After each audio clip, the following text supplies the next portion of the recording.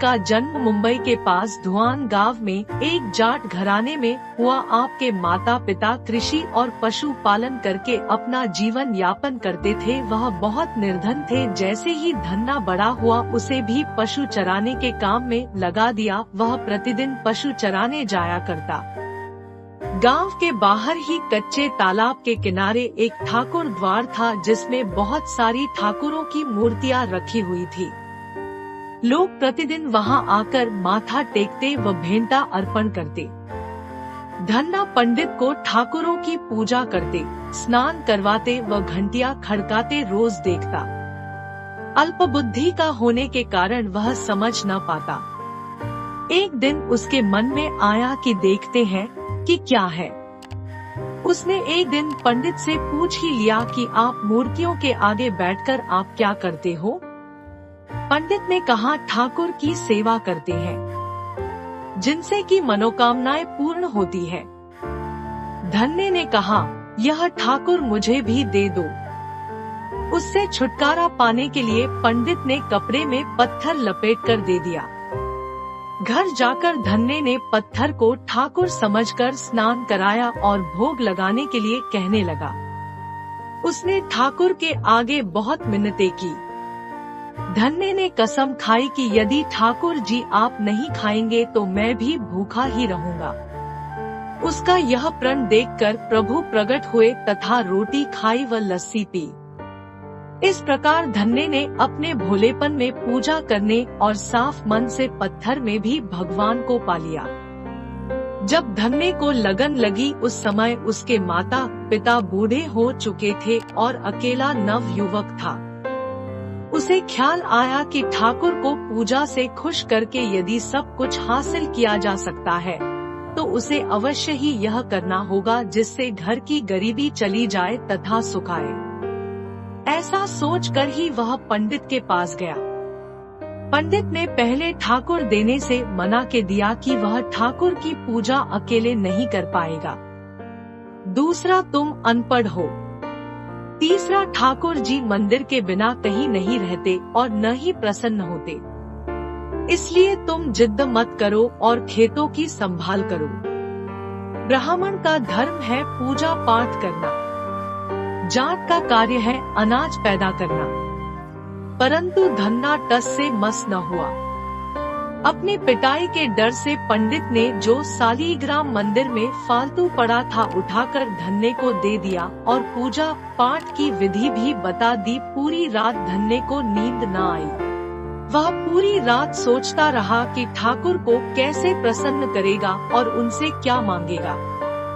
सुबह उठकर अपने नहाने के बाद ठाकुर को स्नान कराया।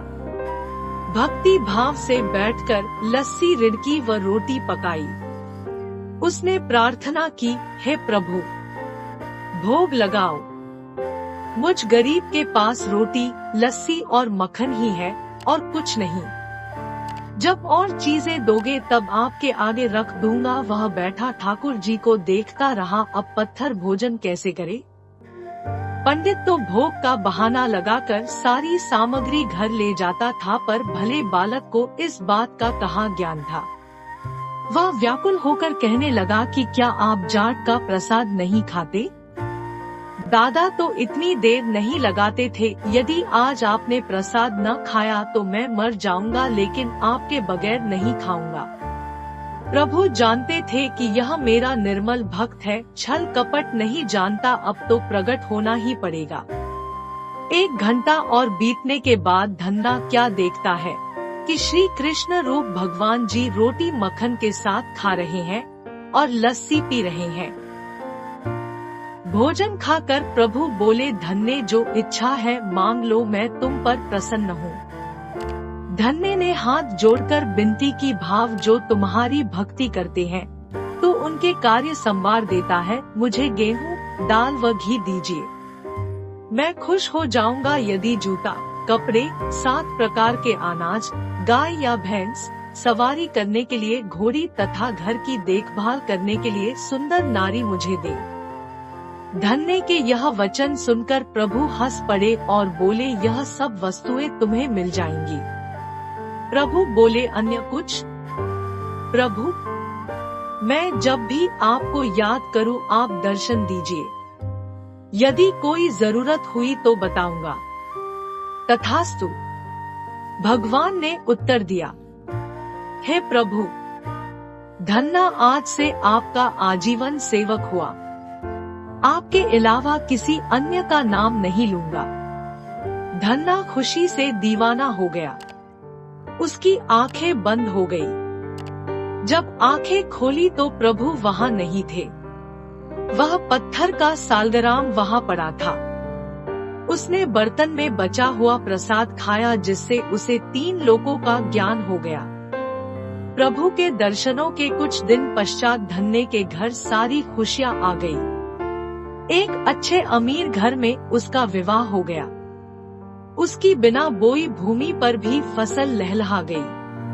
उसने जो जो प्रभु से मांगा था उसे सब मिल गया।